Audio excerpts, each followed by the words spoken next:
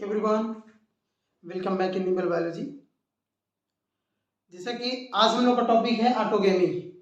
आज हम लोग बात करेंगे कि ऑटोगेमी क्या होता है, कहाँ पे पाया जाता है और इसके लिए कंडीशन कौन कौन सी हैं जो इम्पोर्टेंट है। हम लोगों ने पिछले वीडियो में देखा होगा कि ऑटोगेमी क्या होता है, जिप्नोगेमी क्या होता है और जीनोगेमी क्या होता है। इसके बारे में हम लोग शॉर्ट में पढ़ चुके थे। आज हम बात करेंगे ऑटोगेमी की ही थोड़ी सी हम लोग क्या करेंगे, देखेंगे प्रोसेस क्या है, थोड़ी सी डिटेल में हम लोग बात करेंगे। तो ऑटोगेमी क्या होती है कि हम लोग कहते थे कि जब कभी भी सेम प्लांट हो, एक ही प्लांट्स का या कहे तो सेम प्लांट का सेम फ्लावर, यानी एक ही प्लांट हो और एक प्लांट्स पे एक जो फ्लावर हो, यानी सेम फ्लावर के बीच अगर पॉलिनेशन होता है तो उस तरह का जो पॉलिनेशन होता है उसे हम लोग कहते हैं ऑटोगेमी। यानी मान लेते हैं कोई फ्लावर है, अगर देखा जाए हम लोग तो मान के चलते कोई एक फ्लावर है और इस फ्लावर पे क्या है, इस फ्लावर पे दो पार्ट है, एक मेल पार्ट होगा और दूसरा पार्ट होगा फीमेल पार्ट। तो ये यहाँ पे दो पार्ट हमें मिलेंगे। ये मान लेते एक पार्ट है, ये फ्लावर कोई है और इस फ्लावर से हमें देखेंगे कि निकला होता है यहाँ पे कुछ स्टिग्मा स्टाइल या कहें तो क्रिस्टल का पार्ट होता है और जो ये एक्चुअल में पार्ट होता है ये होता है मेल पार्ट। तो इसे हम लोग कहते थे मेल पार्ट और जो ये पार्ट होता था जिसे हम लोग कहते थे स्टिग्मा या इसी को हम लोग कहेंगे फीमेल पार्ट। तो ये था फीमेल पार्ट। अब अगर ऐसा प्रोसेस हो जिसमें जो मेल से निकलने वाला पॉलन ग्रेन, मान लेते हैं यहां से जो पॉलन ग्रेन निकल रहा है मेल पार्ट से, यही पॉलन ग्रेन इसी फ्लावर के स्टिग्मा पर आकर के अगर गिरता है, यानी एक ही फ्लावर के पॉलन ग्रेन उसी फ्लावर के स्टिग्मा पर आकर के गिरता है और यहाँ पे अगर पॉलिनेशन होता है तो इस प्रोसेस को हम लोग कहते हैं ऑटोगेमी। तो इस प्रोसेस को हम लोग कहेंगे ऑटोगेमी। ठीक, तो ये था ऑटोगेमी। अब बात आती है ऑटोगेमी किस तरह के फ्लावर पे ज्यादा पॉसिबिलिटी है कि कहां पे पाई जाएगी, किस चीज को देखते हैं। तो ऑटोगेमी की जो प्रोसेस है, यहाँ पे फ्लावर एक्चुअल में देखा जाए तो दो तरह के होते हैं। अगर फ्लावर को देखा जाए तो फ्लावर नॉर्मली दो तरह के होते हैं। अब बात आती है कौन कौन से दो तरह के, तो हम लोगों ने दो तरह का फ्लावर पढ़ा होगा। एक फ्लावर हम लोग कहते हैं कैस्मोगेमस, एक फ्लावर हम लोग कहते हैं कैस्मोगेमस और दूसरे टाइप का फ्लावर होता है क्लिस्टोगेमस। क्लिस्टोगेमस। तो दो तरह के फ्लावर होते हैं, एक होता है कैस्मोगेमस और दूसरा है क्लिस्टोगेमस। कैस्मोगेमस किसे कहेंगे, नॉर्मली अगर कोई भी फ्लावर एक ऐसी प्रोसेस जिसमें फ्लावर अपने जो भी पार्ट है स्टिग्मा और एंथर, अगर मेल और फीमेल पार्ट को इन्वायरमेंट में एक्सपोज करता है, खुलता है, तो उस प्रोसेस को हम लोग कहते हैं एंथेसिस। उस प्रोसेस को हम लोग कहते हैं एंथेसिस, यानी ओपनिंग ऑफ फ्लावर। लेकिन कुछ ऐसे फ्लावर होते हैं जो ओपन नहीं होते हैं। तो कहने का मतलब अगर कोई ऐसा फ्लावर है जो स्टिग्मा और स्टाइल जिसका मेल और फीमेल पार्ट इन्वायरमेंट में खुलते हैं, यानी फ्लावर खिलता है, तो उस तरह के फ्लावर को कहेंगे कैस्मोगेमस। तो इस तरह के फ्लावर में ऑटोगेमी भी पॉसिबल है और जिप्नोगेमी और जीनोगेमी भी पॉसिबल है, क्योंकि फ्लावर ओपन हो रहा है तो आने वाला पॉलन ग्रेन जो होता है वह इसी फ्लावर का भी हो सकता है या इसी के ये जो फ्लावर जिस प्लांट्स का है उसी प्लांट्स का किसी दूसरे फ्लावर का हो सकता है या किसी अदर दूसरे प्लांट्स का भी हो सकता है। तो ये ऑटोगेमी भी हो सकता है, जिप्नोगेमी भी हो सकता है और जीनोगेमी भी हो सकता है। तीनों इसमें पॉलिनेशन पॉसिबल हो सकते हैं। लेकिन एक ऐसा फ्लावर जो ओपन ना हो, जो एंथेसिस ना करता हो, बंद ही रहता हो, तो उस तरह के फ्लावर में क्या होगा, जब ओपन ही नहीं होगा तो पॉसिबिलिटी ही नहीं बनेगी कि किसी दूसरे फ्लावर का पॉलन ग्रेन उस फ्लावर पे आए, या कहने का मतलब जीनोगेमी या जिप्नोगेमी इस तरह के फ्लावर में हो। तो केवल क्लिस्टोगेमी में अगर देखा जाए तो क्लिस्टोगेमी में केवल एक ही पॉसिबिलिटी बनती है और वो बनती है केवल ऑटोगेमी का, यानी यहाँ पे जो पॉलिनेशन होगा वो ऑटोगेमस टाइप का होगा, ऑटोगेमी पॉलिनेशन यहाँ पे होगा। ठीक है, ऑटोगेमी क्यों, क्योंकि फ्लावर खुलेगा ही नहीं तो आने वाला पॉलन ग्रेन जो होगा दूसरे प्लांट से यहाँ पे आएगा ही नहीं। तो इस तरह के फ्लावर में, क्लिस्टोगेमस फ्लावर में केवल ऑटोगेमी पॉसिबल है, और अगर ऑटोगेमी होता है तो मतलब हम कह सकते हैं कि सीड यहाँ पे कंफर्म बनेगा ही बनेगा, क्योंकि पॉलिनेशन होगा ही। और इस तरह के पॉलिनेशन के लिए अगर ऑटोगेमी है तो ऑटोगेमी में पॉलिनेशन के लिए किसी भी पॉलिनेटिंग एजेंट की जरूरत नहीं पड़ेगी, ना तो एयर की, ना तो वाटर की, ना तो किसी एनिमल की। यहाँ पे पॉलिनेशन जो होगा वो नॉर्मल हो जाएगा, क्योंकि यहाँ पे फ्लावर दोनों में मेल पार्ट और फीमेल पार्ट बंद है। अब बात आती है, तो हम लोग अगर देखा जाए कि पॉसिबल कहाँ पे है, ऑटोगेमी कहाँ पे है, तो हम कह सकते हैं कि ऑटोगेमी जो होगा क्लिस्टोगेमस टाइप का होगा। यानी अगर फ्लावर बंद है तो यहाँ पे हो सकता है कि ऐसा होगा। लेकिन अब बात आती है कुछ कंडीशंस की, कि कौन कौन से कंडीशन अगर होंगे तो ऑटोगेमस जो है वह पॉसिबल होगा, ऑटोगेमी पॉसिबल होगा। तो कंडीशन में हम लोग कह सकते हैं, पहला हो सकता है सिंक्रोनस कंडीशन होना चाहिए। अब सिंक्रोनस कंडीशन क्या है? सिंक्रोनस कंडीशन का मतलब होता है कि जो फ्लावर के अंदर जो मेल पार्ट है, यानी जो एंथर है और स्टिग्मा है, इन दोनों का जो डेवलपमेंट होगा वो दोनों एक साथ होना चाहिए। अगर, क्योंकि ऑटोगेमी करना है, किसी दूसरे जगह से सोर्स नहीं हो पॉलन ग्रेन आने का, इसका मतलब इसी फ्लावर का पॉलन ग्रेन इसी पे आएगा।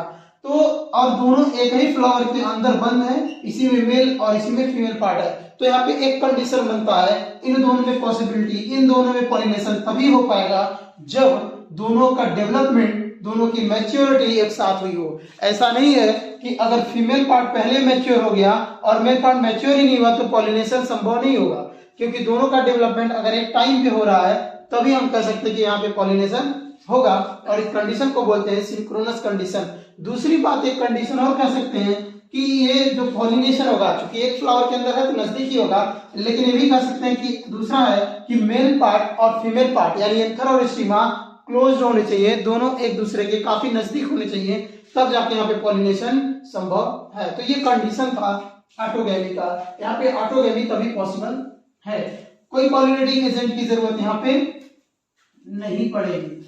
अब बात आती है कि ये जो ऑटोगेमस है वो किस तरह के फ्लावर में पाया जाता है और कहाँ पे पाया। तो अभी हम लोग बात की कुछ ऐसे फ्लावर हैं जो ऑटोगेमस टाइप के होते हैं, जो ऑटोगेमी करते हैं, या कहें तो कॉस्मोगेमस और क्लिस्टोगेमस होते हैं। लेकिन इसमें से भी कुछ ऐसे स्पीसीज हैं, कुछ ऐसे प्लांट्स हैं जो ऑटोगेमस या कहें तो जो कैस्मोगेमस टाइप के फ्लावर भी बनाते हैं और क्लिस्टोगेमस टाइप के फ्लावर बनाते हैं।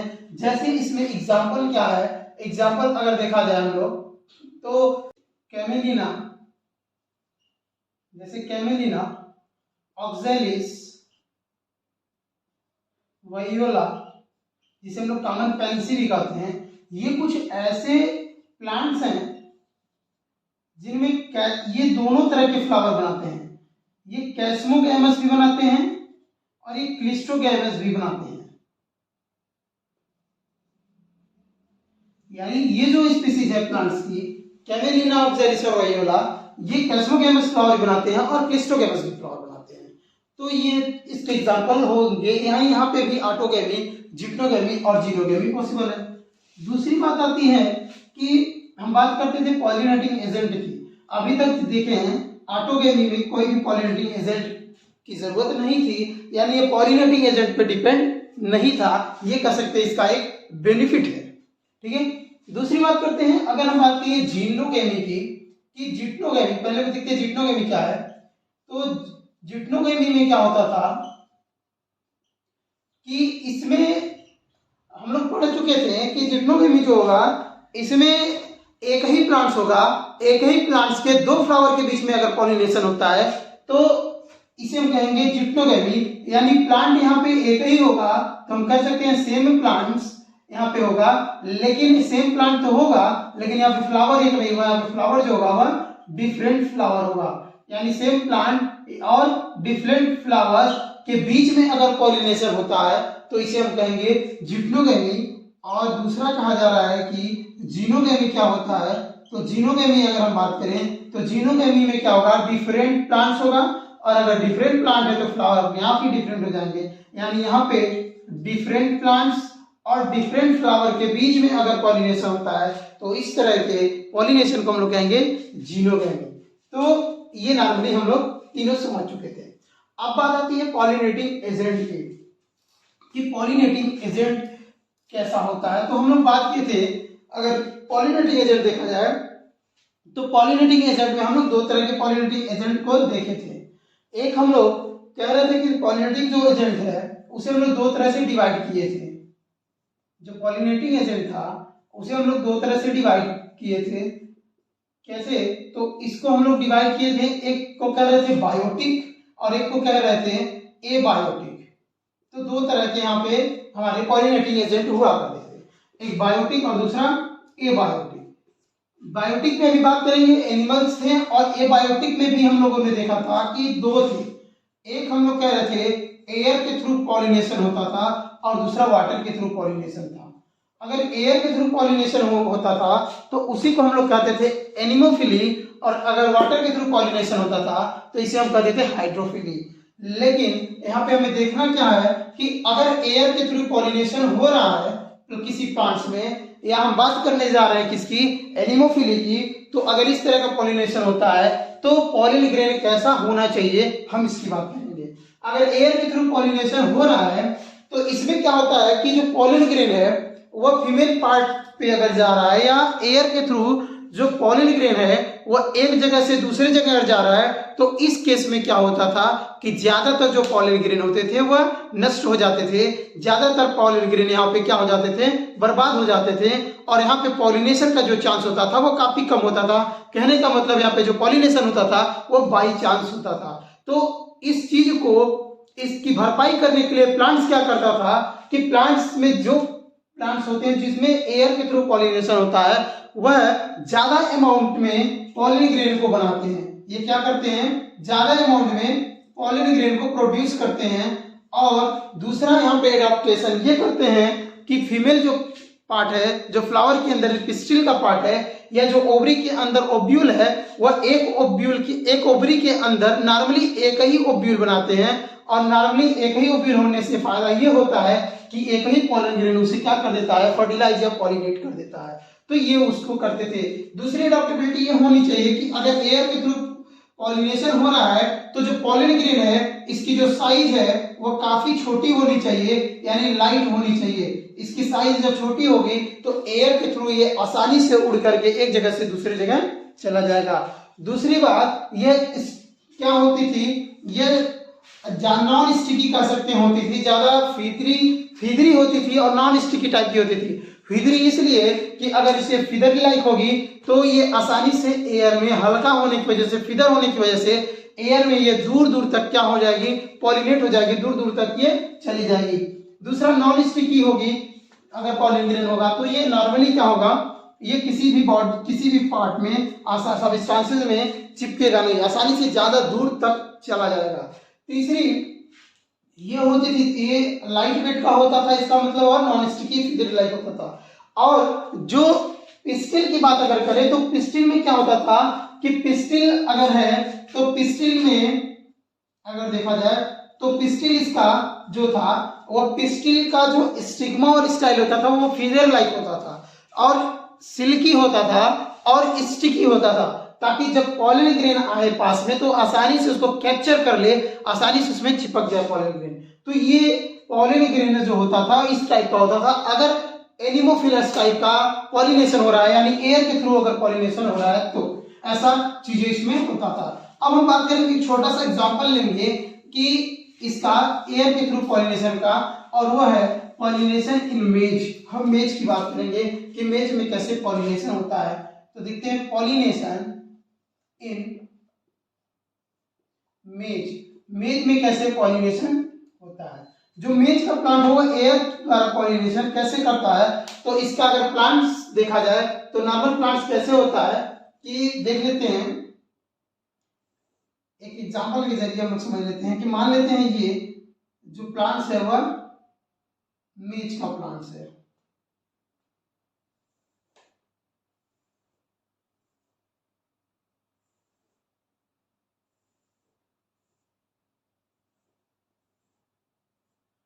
और इसमें क्या होता था, यहाँ पे कुछ इस तरह का इन्फ्लोरेसेंस होता था जिसे हम लोग कहते थे कि ये मेल इन्फ्लोरेसेंस है। तो ये मान लेते हैं मेल इन्फ्लोरेसेंस है। कुछ इस तरह का। और इसमें से फीमेल इन्फ्लोरेसेंस यहाँ पे होता था कुछ इस तरह से, और यहां से भी कुछ इस तरह के निकले होते थे, हेयर लाइक स्ट्रक्चर निकले होते हैं, तो ये फीदर लाइक निकले होते थे ये स्ट्रक्चर। अब मान लेते इसको हम लोग क्या कहेंगे, ये जो था ये मेल इन्फ्लोरेसेंस होता था,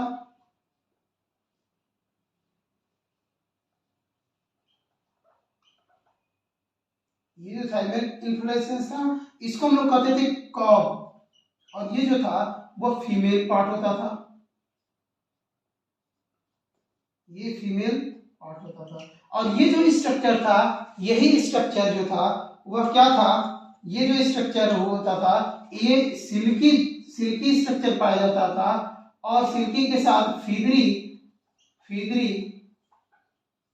ये स्टिग्मा और स्टाइल होता था, स्टिग्मा और स्टाइल होता है, ठीक। तो ये फीदरी, सिल्की और स्टिकी कह सकते हैं, ये स्टिकी भी होगा, ये स्टिग्मा और स्टाइल होता था। अब इसमें क्या होता था कि जब किसी दूसरे प्लांट्स का अगर इनफ्लोरेसेंस मेल का पॉलिन ग्रेन जो है, यहाँ से जो पॉलिन ग्रेन निकलेगा, ये पॉलिन ग्रेन जब आता था इसके थ्रू, एयर के थ्रू, ये उड़ करके किसी दूसरे प्लांट्स में या सेम प्लांट्स में, तो यहाँ पे जो सिल्की, फीदरी और स्टिग्मा और स्टाइल यहाँ पे हुआ करते थे, ये इसको आसानी से ट्रैप कर लेते थे, इसमें चिपक जाता था, और इस तरह से यहाँ पे पॉलिनेशन होता था। तो ये पॉलिनेशन जो होता था एक तरह का एग्जाम्पल है एनिमोफिलस टाइप का, एनिमोफिली का, ठीक है। तो ये इस तरह का होता था। अब बात करते हैं दूसरा पॉलिनेशन जो है वह दूसरे टाइप का, जिसे हम लोग कह रहे थे कि हाइड्रोफिली टाइप का। हाइड्रोफिली क्या होता था, अगर पॉलिनेशन वाटर के थ्रू है, ये बायोटिक का ही पार्ट है, अगर पॉलिनेशन वाटर के थ्रू होता है तो इसे हम लोग कहेंगे हाइड्रोफिली, यानी वाटर द्वारा जो पॉलिनेशन होता था उसकी हम बात करेंगे, वाटर पॉलिनेटेड प्लांट्स की, या इसी को हम लोग कहेंगे हाइड्रोफिली। तो ये हाइड्रोफिली टाइप का है। अब इसमें क्या होता है वाटर के थ्रू, कि इसमें नॉर्मली अगर देखा जाए जो भी एबायोटिक अभी तक हम लोग पॉलिनेशन देखे हैं, एयर द्वारा पॉलिनेशन जिसे हम लोग एनिमोफिली कह रहे हैं, वाटर द्वारा पॉलिनेशन जिसे हम लोग हाइड्रोफिली कह रहे हैं। जो हाइड्रोफिली है वो जो एनिमोफिली है उसकी तुलना में काफी कम पाया जाता है, ये रेयरली कहीं कहीं मिलता है। कहीं कहीं क्या मिलता है कि ये जो था हमारी एनसीईआरटी लिखती है कि इसमें केवल 30 जेनेरा ऐसे हैं, 30 जेनेरा यानी 30 जीनस ऐसे हैं प्लांट्स के, वो भी कौन कौन से, ये भी ज्यादा है, सब मोनोकोटिलिडोन है, यानी मोनोकाट प्लांट ऐसे हैं, मोनोकाट है, और 30 ही जेनेरा ऐसे है, 30 ही जेनेरा, 30 ही जीनस के प्लांट्स ऐसे हैं जिसमें वाटर द्वारा पॉलिनेशन होता है। यानी एबायोटिक में भी कहें तो ज्यादातर जो पॉलिनेशन होता है एयर और वाटर की तुलना में होगा, एयर और वाटर में वो ज्यादातर एयर में ही होता है, वाटर में काफी कम होता है, ये रेयर होता है, काफी कम मिलता है। और इसमें भी कौन कौन से प्लांट्स आते हैं, अगर इसमें देखा जाए तो इसमें वेलिस्नेरिया,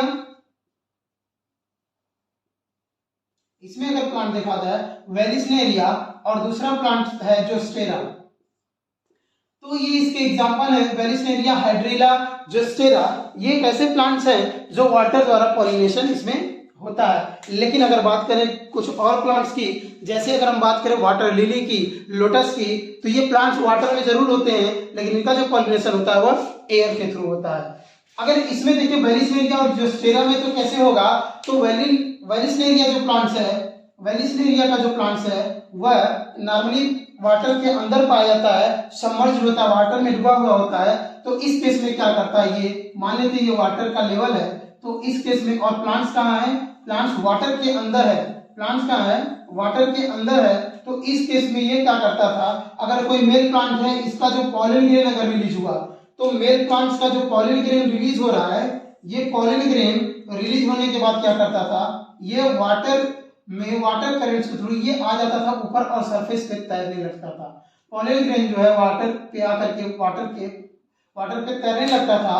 और इस केस में क्या करता था, जो दूसरा प्लांट है या उसी प्लांट का जो स्टिग्मा है या जो इसका पिस्टिल है, ये क्रिस्टल होता क्या था, वो नॉर्मली कुछ इस तरह का होता था, एक कॉइल्ड मैनर में यहीं पे पाया जाता। जब इसे पॉलिनेज करना होता था तो ये इसका जो कॉइलिंग पार्ट है वो अनकॉइल्ड हो जाता था, खुल जाता था और ये स्ट्रेट हो जाती थी और ये जा करके वाटर पे कुछ इस तरह से शेप बना लेती थी और इस तरह से वाटर पे ये पाई जाती थी, वाटर के सरफेस पे चली जाती थी। जब वाटर कंडेंस के थ्रू कोई पॉलिन ग्रेन वाटर के साथ आकर के बह करके ये इसके स्टाइल तक आ जाता था तो यहाँ पे पॉलिनेशन हो जाता था और फिर ये जो कॉइलिंग इसकी अनकॉइलिंग हो ही रहती है वो फिर से कॉइल करके ये फिर से नीचे चला जाता था। तो वेरिस्टेरिया में इस टाइप का होता था, यानी इसका जो प्लांट है वो सबमर्ज्ड होता था, वाटर के अंदर होता था, लेकिन जब इसे पॉलिनेशन करना होता था तो इसका जो फीमेल पार्ट है वह कॉइल होता था और अनकॉइल्ड होकर के ऊपर चला जाता वाटर पे और वहां से पॉलिनेट करके वहां पॉलिन ग्रेन को एक्सेप्ट करके रिसीव करके वह फिर से नीचे चला आता था। लेकिन अगर जोस्टेरा देखा जाए तो जोस्टेरा में कैसा होगा, तो जोस्टेरा में नॉर्मली कुछ इस तरह के होते थे कि अगर ये देखा जाए वाटर है तो इसमें जो प्लांट्स नीचे पाए जाते थे जोस्टेरा में, इसमें प्लांट्स में ये प्लांट्स ऊपर इसके स्टाइल ऊपर नहीं जाते थे। यहाँ पे इस प्लांट से अगर पॉलन ग्रेन रिलीज हो रहा था, यहाँ पे पॉलन ग्रेन जो होता था वो रिबन लाइक होता था, वो कैसा होता था, टेप लाइक या रिबन लाइक होता था, ताकि ये वाटर में आसानी से बह सके और रिबन लाइक होने की वजह से ये वाटर के अंदर ही इसी में इधर उधर क्या होता था, फ्लो करता था और इसी के वजह से यहाँ पे जो इसका पिस्टिल वाला पार्ट है, जो इसका फीमेल पार्ट है, इसको एक्सेप्ट कर लेता था, रिसीव कर लिया और इसमें पॉलिनेशन हो जाता था। इसका स्टाइल ऊपर नहीं जाता था। इसमें क्या हुआ था, इसमें इसके फीमेल पार्ट में मॉडिफाई हुआ था, फीमेल पार्ट को अडॉप्ट कर ली थी जिसके थ्रू वह पॉलिनेशन करती थी और यहाँ पे इसका मेल पार्ट में पॉलन ग्रेन इसका शेप जो है वो रिबन लाइक हो जाता था और इस तरह से पॉलिनेशन होता था यहाँ पे। तो ये जो स्टेरा और वेलिस्लेरिया हाइड्रिला कह सकते एग्जांपल है इनके वाटर द्वारा पॉलिनेटेड प्लांट के। लेकिन अगर हम याद रखें यहाँ पे चूंकि ये प्लांट्स वाटर में है तो ये क्या हो सकता है, गीला भी हो सकता है और जर्मिनेट कर सकते हैं। तो इससे बचने के लिए जो यहाँ पे पॉलिन ग्रेन हुआ करते थे, पॉलिन ग्रेन के ऊपर चारों तरफ से म्यूसिलेज का शीट पाया जाता, म्यूसिलेजिनस लेयर पाया जाता था जो इसको भीगने से बचाते हैं और इसको जर्मिनेट नहीं होने देते हैं जब तक पॉलिनेशन न हो जाए।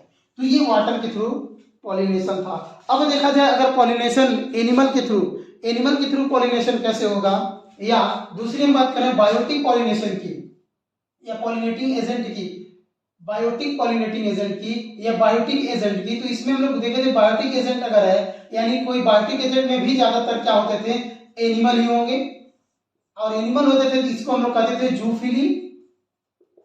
अब जूफिली में भी होता था तो एनिमल में बहुत सारी चीजें हम लोग देखे थे, बैट्स हो सकती थी, कोई बर्ड्स हो सकता था, ठीक, कोई एंट यानी चींटी हो सकती थी, कोई इंसेक्ट एंटोमोफिली हो सकते था। तो यहाँ पे हम बात करेंगे कि एनिमल के थ्रू जो पॉलिनेशन होता है वो ज्यादातर करीब देखा जाए तो पूरे एनिमल में ज्यादातर जो पॉलिनेशन होता है वह एंटोमोफिली के थ्रू होता है।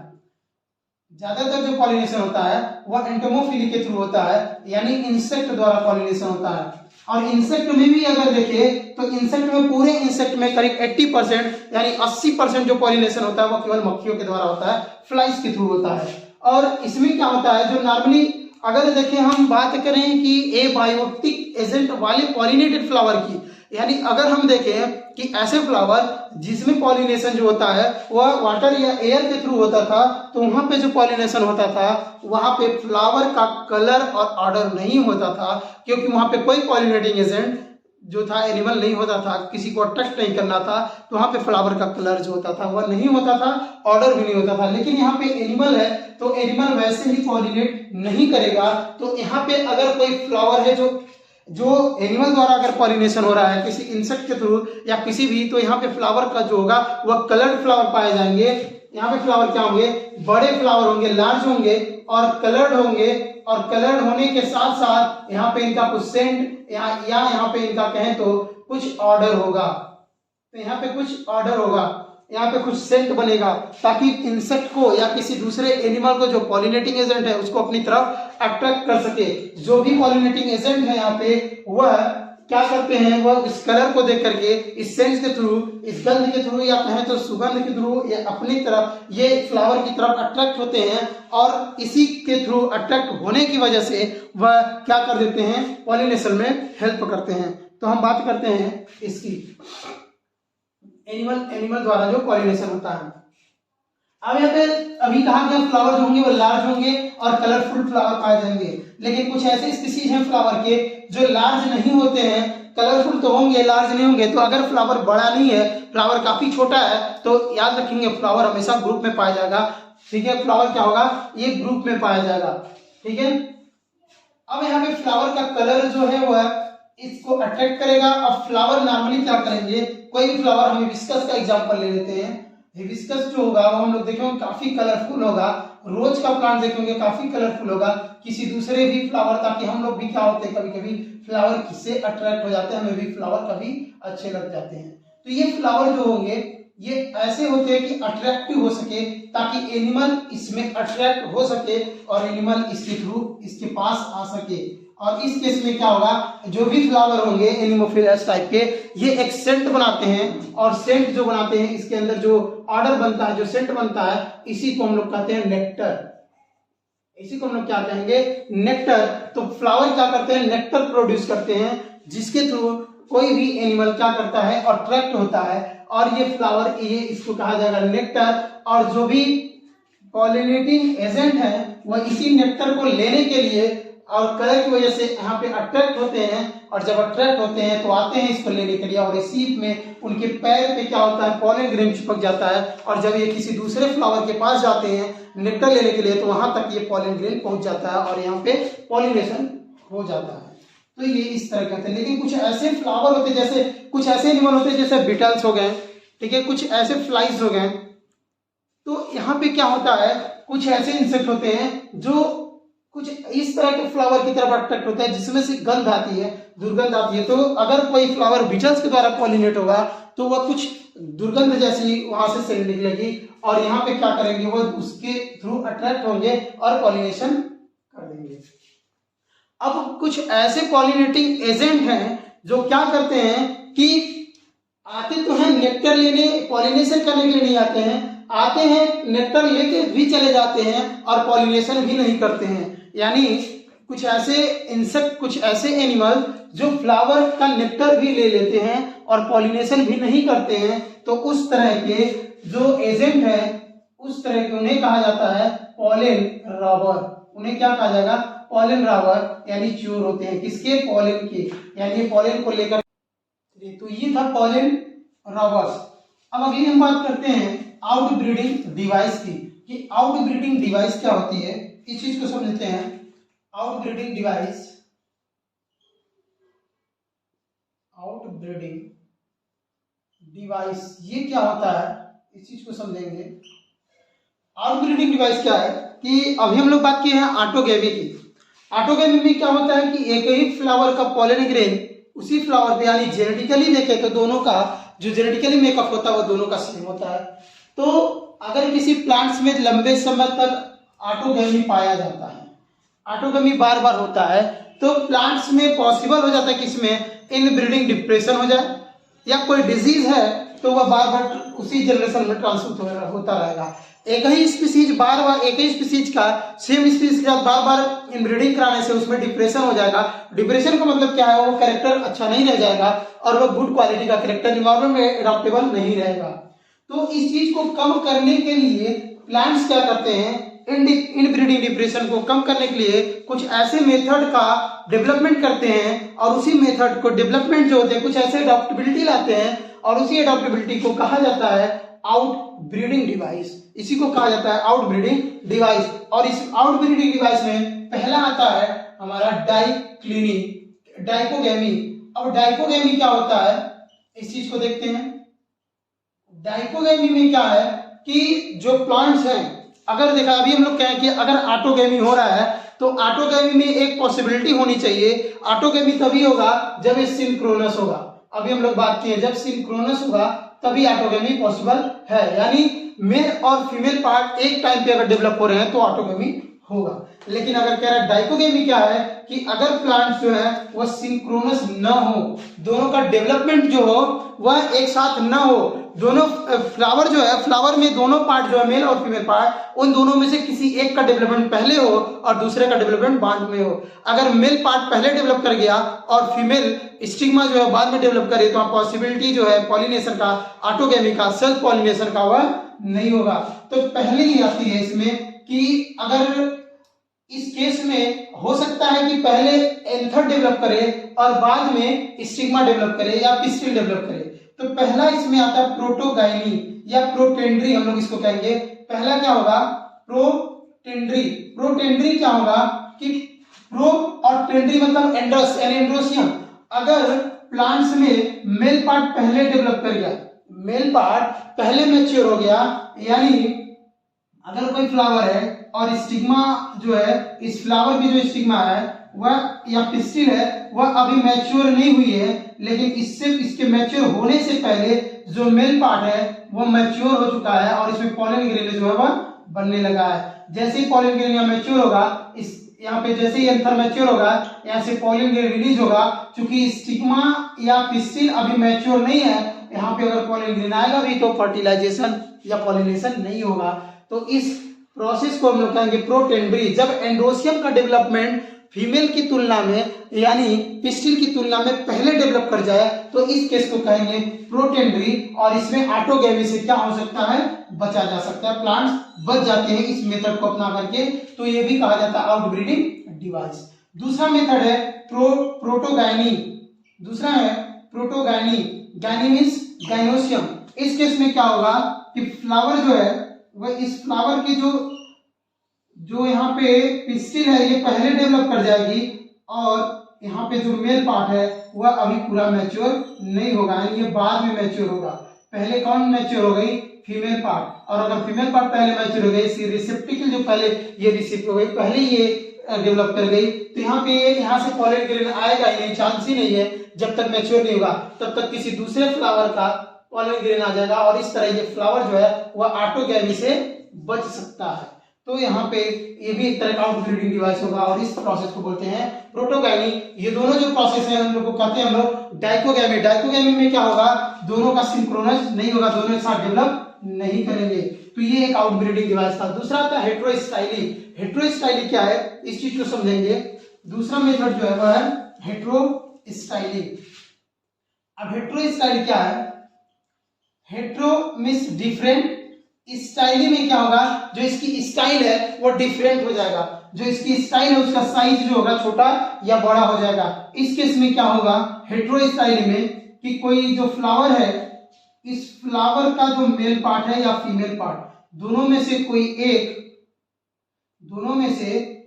एक का जो है वह फिजिकली देखा जाए तो ये साइज जो होगा वह अलग हो जाएगा। कैसे अलग हो जाएगा? इस चीज को देखें तो फिजिकल इसके बीच में अलग कैसे हो जाएगा? तो मान लेते हैं कि ये इसका साइज जो है मेल पार्ट काफी छोटा है, जो इसका फिलामेंट है वो फिलामेंट का साइज काफी छोटा है, या कहें तो जो पिस्टिल है इसका स्टाइल जो है वह स्टाइल इतना बड़ा हो गया कि मेल का जो एंथर है यहाँ तक पहुंच ही नहीं पाया। अगर पहुंच ही नहीं पाया तो इसके यहाँ पे पॉसिबिलिटी कम हो जाएगी कि ऑटोगैमी हो, और इस चीज को हम लोग कहेंगे हेट्रोस्टाइली। तो एक पॉसिबिलिटी ये बन सकता है। दूसरी पॉसिबिलिटी इसकी साइज स्टाइल की काफी छोटी हो जाए, जिसकी वजह से क्या होगा कि मेल पार्ट जो है वो फ्लावर के वर्ल से बाहर आ जाए, फ्लावर के वर्ल से बाहर आ जाए। ये काफी छोटी हो जाए फीमेल पार्ट और जो मेल पार्ट है वो काफी बड़े हो जाए, जिससे क्या हो ये फ्लावर की जो वर्ल है इससे भी बाहर चला जाए।